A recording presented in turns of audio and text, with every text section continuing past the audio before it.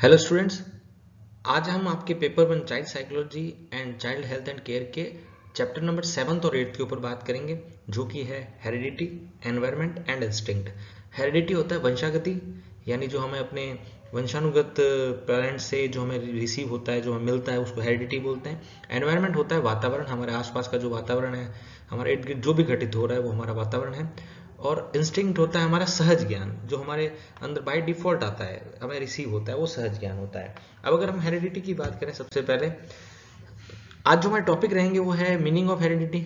Heredity का मतलब क्या होता है, effects and importance of heredity, इसके प्रभाव क्या है और इसकी विशेषताएं क्या होती है, इंपॉर्टेंस क्या है इसकी।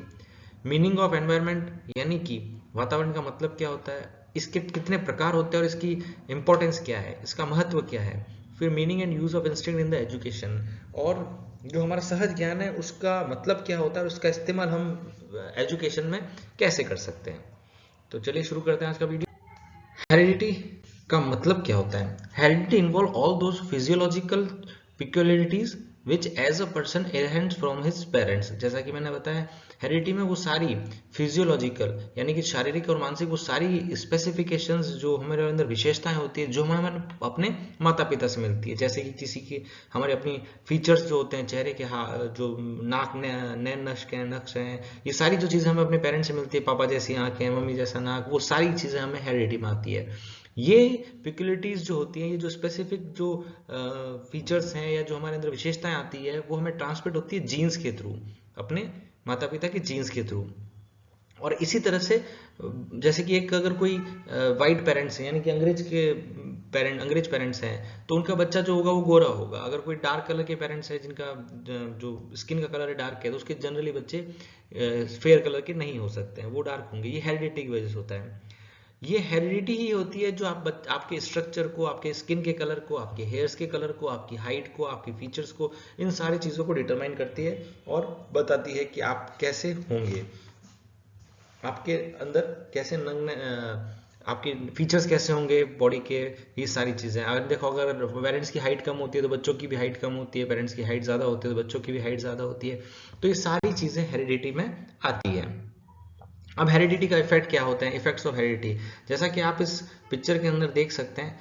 इसकी आंखें अपने पापा जैसी हैं, कान अपने पापा जैसे हैं, बाल अपनी मम्मी जैसा है, हाइट अपनी मम्मी जैसी है।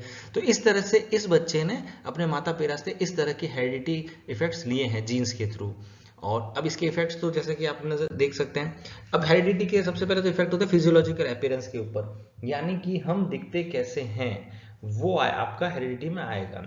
एक क्योंकि इसके इफेक्ट करने के लिए हमें उसकी जैसे जनरेशन होती है, हम जैसे इंडिया में रहते हैं तो हमारे जो इंडियंस, सारे सब इंडियंस के कलर जो होते हैं वो थोड़ा गेहुआ कलर का होता है, ठीक है ना। हम डार्क ना तो ज़्यादा काले होते हैं ना ज़्यादा गोरे होते हैं, तो ये पूरा हेरिडिटी की इफेक्ट की वजह से ही आता है। फिर हेरिडिटी इफेक्ट करती है इंटेलिजेंस के ऊपर भी। अगर इंटेलिजेंस है माता पिता, तो वो बच्चे में भी इंटेलिजेंस आएगी, उसको नजरअंदाज नहीं किया जाता। और ये सारी चीज़ें रिसर्च्ड है। फिर आता है effects of sex differences, male and female. अब यहाँ पे जो बच्चा अगर माता पिता का मेल होगा तो उस पर ऊपर अलग इफेक्ट आएंगे, और अगर फीमेल होगी तो उसके ऊपर हेरिडिटी के इफेक्ट अलग आएंगे। तो ये भी हमें समझने की बहुत ज़रूरत है। Importance of heredity on personality. अब हेरिडिटी की पर्सनैलिटी के ऊपर बहुत ही ज़्यादा इंपॉर्टेंस होती है, क्योंकि आपकी पर्सनैलिटी जो कंप्लीट बनेगी, जैसा कि अभी बताया, इसका प्रभाव कहाँ कहाँ हो रहा है, इसके प्रभाव फिजियोलॉजिकल अपीयरेंस के हो रहे हैं, मैं दिखता कैसा हूँ ये हेरिडिटी की वजह से डिसाइड हो रहा है, मेरी इंटेलिजेंस कैसी है वो भी हेरिडिटी की वजह से डिसाइड हो रहा है। तो इसका मतलब क्या हुआ, इसका इंपॉर्टेंस बहुत ज़्यादा बढ़ जाता है हमारी पर्सनैलिटी के अंदर। हमारी जो पर्सनैलिटी डेवलप होकर सामने आएगी, उसके अंदर हेरिडिटी का बहुत ज़्यादा योगदान होगा। अब हम बात करते हैं एनवायरनमेंट के ऊपर। एनवायरनमेंट क्या होता है, एनवायरनमेंट हमारे आसपास की जो भी चीज़ें हैं वो सब एनवायरनमेंट के अंदर आता है। जैसे कि अभी हम डायग्राम में देखेंगे, environment has a very significant effect on man. हमारे एक मनुष्य के ऊपर वातावरण का बहुत बड़ा प्रभाव होता है। ये शुरू होता है जब हम पैदा होते हैं, और जब तक हम जिएंगे, जब तक हम जिंदा हैं इस दुनिया में, तब तक इसका इफेक्ट रहेगा ही रहेगा। The status of the child, youth and man, family and society is not the same as the result of difference. A man's personality, rules and temperament, the way of thinking, tendencies, inclination and character is affected. अच्छा, अभी जो बच्चा होता है, एक जो अब ये वातावरण का प्रभाव एक इंडिविजुअल के ऊपर होने के अंदर क्या क्या चीज़ें मैटर करती हैं। देखिए, उसका एक बच्चा है तो उसके ऊपर वातावरण का प्रभाव अलग तरह से पड़ेगा, एक कोई जवान है तो उसके ऊपर वातावरण का प्रभाव अलग से पड़ेगा, एक कोई बूढ़ा है तो उसके ऊपर अलग से पड़ेगा, और ये फैमिली और सोसाइटी के हिसाब से होता है। अब ये जो प्रभाव भी पड़ता है, ये उसके अंदर और भी चीजें होती है, जैसे कि उसकी पर्सनैलिटी कैसी है, उसके रोल्स कैसे है, उसका टेम्परामेंट कैसा है, वो सोचता कैसे है, उसकी आदतें क्या है, उसका झुकाव किस तरह से है, उसकी खुद की पर्सनैलिटी कैसी है, उसका चरित्र कैसा है, ये सारी चीजें जो फैमिली और सोसाइटी के हिसाब के इन द थ्रू एक व्यक्ति के ऊपर गिरती है, वो अलग अलग होती है, वो उसका इफेक्ट अलग अलग तरह से आएगा। अब एनवायरनमेंट कैन बी रफली डिवाइडेड एज, एनवायरनमेंट को हम रफली डिवाइड कर सकते हैं controlled environment and non controlled and uncontrolled environment. Controlled environment क्या होता है? कंट्रोल एनवायरनमेंट वो होता है जिसमें हम चीजों को कंट्रोल कर सकते हैं, आप चीजों को संभाल सकते हैं, आपके हिसाब से चीजें हो सकती है। अनकंट्रोल एनवायरनमेंट क्या होता है? जिसके अंदर ऊपर हमारा कोई कंट्रोल नहीं होता है। जैसे कि अगर किसी दो देशों के बीच में वॉर हो गई, युद्ध हो गया, ये अनकंट्रोल्ड है, हमारे कंट्रोल से बाहर है, ठीक है, इसको हम कंट्रोल नहीं कर सकते हैं। आप बहुत सारी चीजें हैं, हमारी सरकार की जो नीतियां होती है वो सारी चीजें हम कंट्रोल नहीं कर सकते हैं, ये सारी अनकंट्रोल्ड चीजें हैं जिसका हमारे ऊपर प्रभाव होता है। कंट्रोल चीजें वो है जो डायरेक्टली जिसके हम टच में रहते हैं, जिसको हम चेंज कर सकते हैं। मैं कहाँ रहता हूँ, मेरा घर कहाँ है, मैं खाना कैसा खाता हूँ, ये सारी चीजें कंट्रोल्ड है, तो इसको मैं चेंज कर सकता हूँ, ठीक है। अब इसका इंपॉर्टेंस क्या होता है एजुकेशन के अंदर? देखिए, जिस तरह से अभी हमने देखा कि हेरिडिटी का भी आपके इंटेलिजेंस के ऊपर इफेक्ट होता है, उसी तरह से एनवायरनमेंट का भी आपके इंटेलिजेंस के ऊपर इफेक्ट होता है।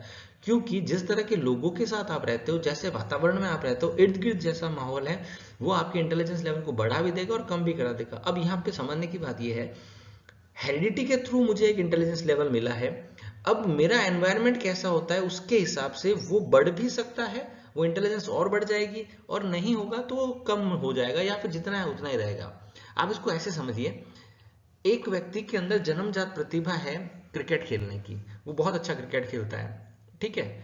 अब अगर उसको वातावरण ही नहीं मिला क्रिकेट खेलने का, या उसके वातावरण में ही उसके फैमिली ने सपोर्ट नहीं किया, वो जहाँ शहर में रहता है वहां पे सुविधाएं नहीं है, बहुत सारी चीजें हो सकती है, तो क्या वो आगे बढ़ पाएगा? नहीं, वो नहीं बढ़ पाएगा। यानी कि उसके अंदर जो इंटेलिजेंस है क्रिकेट खेलने की, जो उसकी जन्मजात प्रतिभा है, वो मैं ये नहीं कह सकता कम हो जाएगी, पर आगे शार्पन नहीं होगी और उसको विकसित नहीं किया जाएगा, तो वो आगे इस लेवल पे नहीं जा पाएगा। इसी तरह से जो आपका वातावरण होता है वो भी आपके इंटेलिजेंट क्वेश्चन को इफेक्ट करता है। अब ये वातावरण डिसाइड करता है डायरेक्शन ऑफ द डेवलपमेंट, आपका विकास कैसे होगा। अभी जैसा मैंने एक एग्जांपल दिया था कि अगर मुझे ज़्यादा सुविधाएं मिलती है, मेरा वातावरण बहुत अच्छा है, मेरे इर्द गिर्द लोग बहुत सपोर्टिव हैं, मुझे सपोर्ट करते हैं, चीज़ें मेरे हिसाब से हो सकती हैं, तो ऑब्वियसली मेरा विकास उस डायरेक्शन में अच्छा होगा। और नहीं मिलते तो मैं ये नहीं कहता कि विकास नहीं होगा, पर थोड़ा मुश्किल हो सकता है रास्ता, या शायद नहीं भी हो। The child is the result of the environment, एक बच्चा जो होता है वो रिजल्ट होता है एनवायरमेंट का। बहुत सही बात है, आपका बच्चा जैसा भी है, आज बच्चा जैसा भी होगा वो अपने एनवायरमेंट का, अपने वातावरण का नतीजा है। बच्चे जनरली न्यूट्रली होते हैं, उसको वातावरण जैसा मिलेगा वो वैसी आदतें ले लेगा, वैसी चीजें डेवलप कर लेगा खुद के अंदर, और वो उसके हिसाब से नतीजे देना शुरू कर देगा, ठीक है। इसके अंदर मैंने शायद अपने किसी लास्ट वीडियो में भी एक उदाहरण दिया था, मैं अगेन उसका उदाहरण देता हूं कि न दुर्योधन का वातावरण के अंदर शकुनी था तो उसका विकास वैसे हुआ, अर्जुन के वातावरण के अंदर कृष्ण थे तो उसका विकास वैसे हुआ। आप किस लोगों से खाते हैं, तो कौन से लोग आपको कैसा ज्ञान देते हैं, वो ही डिसाइड करता है कि आपका विकास कैसे होगा। तो इसीलिए कहते हैं a child is the result of environment, एक जो बच्चा होता है वो वातावरण का नतीजा है। Environment gives too much capacities to the child, environment बच्चे को बहुत सारी क्षमताएं भी दे सकता है विकास करने के लिए। तो ये हम समझ सकते हैं कि अगर वातावरण अच्छा होगा तो उसको अपॉर्चुनिटीज मिलेगी, उसको आगे बढ़ने के अलग अलग रास्ते मिलेंगे, उसको नई नई चीजें मिलेगी, शायद उसके लिए रास्ते आसान हो जाएंगे। ये सब वातावरण से ही हो सकता है। आप इसको ऐसे समझ सकते हैं कि सपोज कीजिए एक व्यक्ति है जिसके घर पे उसके पेरेंट्स पढ़ाई में उसको सपोर्ट करते हैं, उसको अच्छा स्कूल प्रोवाइड करा रहे हैं, उसको अच्छी शिक्षा दे रहे हैं, उसको अच्छे टीचर्स प्रोवाइड करा रहे हैं, उसको बुक्स वगैरह सारा सब चीजें सपोर्ट कर रहे हैं पढ़ाई करने के लिए।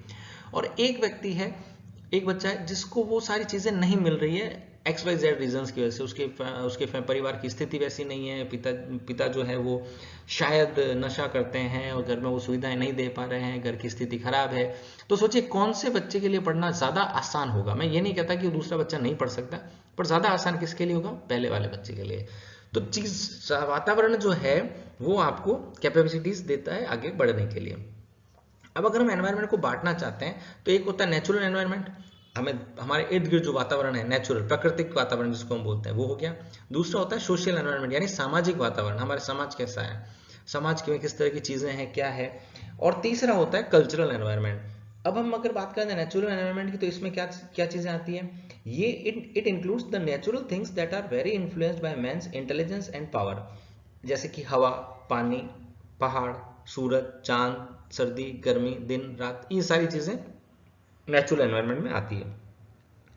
सोशल एनवायरनमेंट, ये एक व्यक्ति जो होता है वो हमेशा समाज से घिरा हुआ रहता है, क्योंकि वो सामाजिक प्राणी है।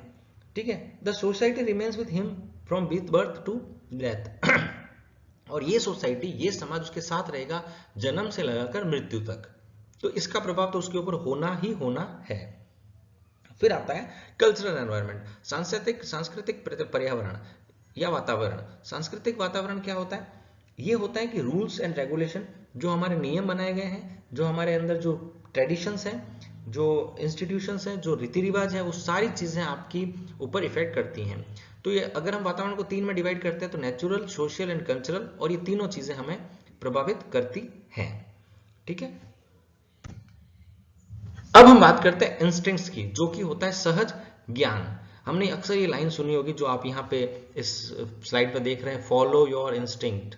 अपनी सहज ज्ञान को हमें फॉलो करना चाहिए। सहज ज्ञान क्या होता है? सहज ज्ञान वो चीज होती है जो हमें बताती है कि हमें क्या करना चाहिए। हम जिसको कभी कभी ये बोलते हैं कि मेरे मन की बात है, मेरे को ऐसा लगा, मुझे ये करना चाहिए, मुझे सहज, मतलब एक ऐसा ज्ञान जो आपके अंदर सहज से ही है। जैसे कि अगर मुसीबत आती है तो हमें भागने का एक सहज ज्ञान होता है, कुछ लोगों में लड़ने का सहज ज्ञान होता है कि मुझे फेस करना चाहिए। एकदम से आपके ऊपर कोई किसी ने हमला किया तो आपका सहज ज्ञान होगा कि आप उसको भगाएं, उससे लड़ें, उसको मारें, जो भी है। तो ये आपका सहज ज्ञान होता है जो आपके इंस्टिंक्ट्स में आता है। Instinct is a constant tendency towards a particular class of subject illustrated by the interest of an individual. अब इसके अंदर, इंस्टिंक्ट के अंदर भी आपका इंटरेस्ट जो होता है वो बहुत ही ज्यादा मायने रखता है। Instinct cannot be removed, but its form or its mode of expression may be modified। ये हटाई नहीं जा सकती, रिमूव नहीं की जा सकती, पर इसको मॉडिफाई जरूर किया जा सकता है, इसको चेंज जरूर किया जा सकता है। अब जैसे ऐसा है कि एक जब आप यूथ होते हैं, यंग एज में जब होते हैं, युवा अवस्था में जब बच्चे होते हैं, तो जो लड़के होते हैं वो लड़कियों की तरफ आकर्षित होते हैं, और जो लड़कियां होती है वो लड़कों की तरफ आकर्षित होती है। इसको बोलते हैं सेक्स इंस्टिंक्ट। ठीक है, ये एक नेचुरल फिनोमिना है।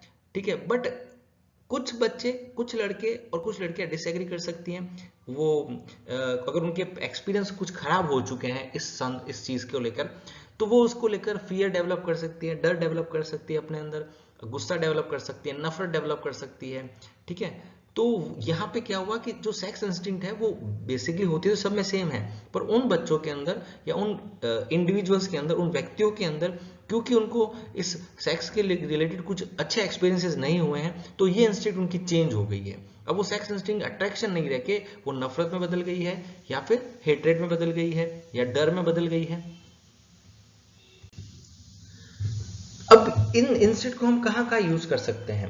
देखिए, इंस्टिंक्ट को हम यूज कर सकते हैं एस्केप करने के लिए, जैसा कि मैंने अभी बताया। एस्केप मतलब सिचुएशन से हम भागने के अंदर भी इंस्टिंक्ट यूज होती है कि मैं भाग जाऊं।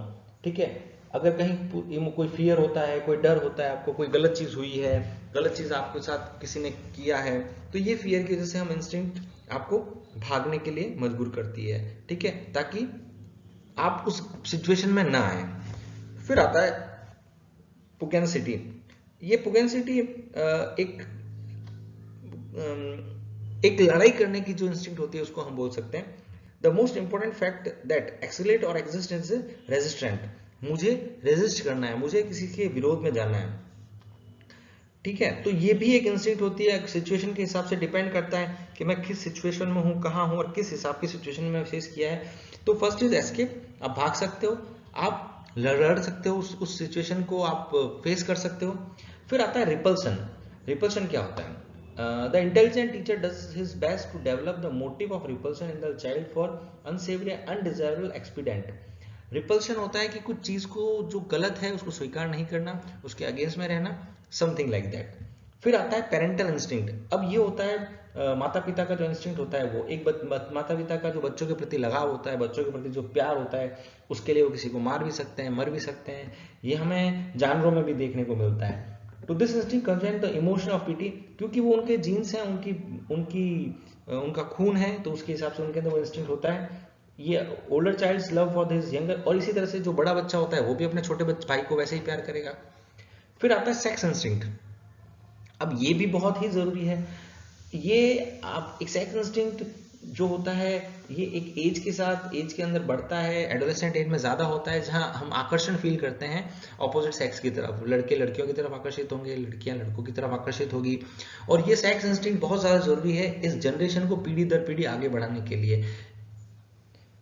क्यूरियोसिटी, क्यूरियोसिटी मतलब जिज्ञासा, कुछ जानने की इच्छा, ठीक है।